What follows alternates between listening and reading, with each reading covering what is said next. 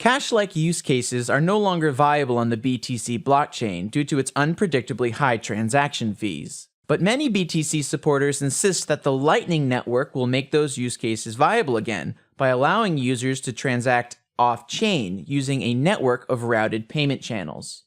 Payment channels allow users to exchange signatures for transactions that aren't broadcast to the blockchain until the channel is closed. The basic concept of creating a network of those channels is sound, even if its use cases are limited given its significant drawbacks, like needing to be online to receive payments, needing to hire watchtower services to monitor the network for anyone trying to steal back payments by broadcasting old states of your channels, and needing to determine a route through the network yourself, which, at large scales, is a computationally intensive problem that requires a sufficiently up-to-date map of a constantly changing network of liquidity to successfully route a payment.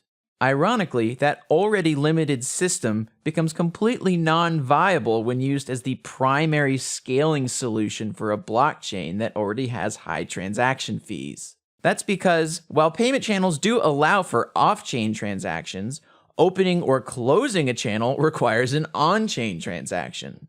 Given the cost of opening channels, users would want to open as few as possible and use them long-term. But that would require those users to already have access to the funds that they plan to spend in the future, since you have to fund a channel up front. That's simply not possible for the majority of the population. Needing to open as few channels as possible also forces you to open your channels with a well-connected, well-funded hub. This natural centralization of the routing structure reduces censorship resistance.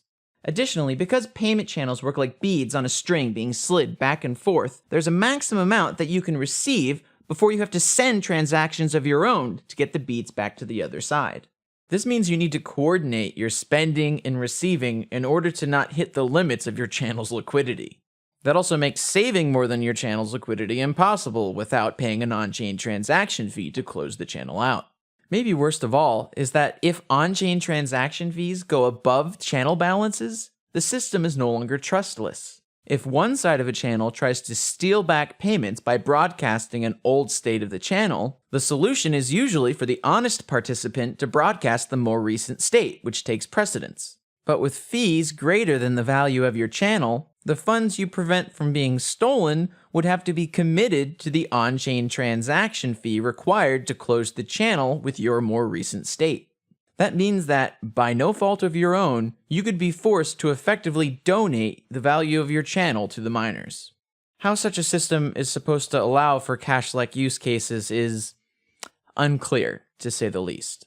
But none of those problems would exist on a chain with negligible on-chain transaction fees, like Bitcoin Cash.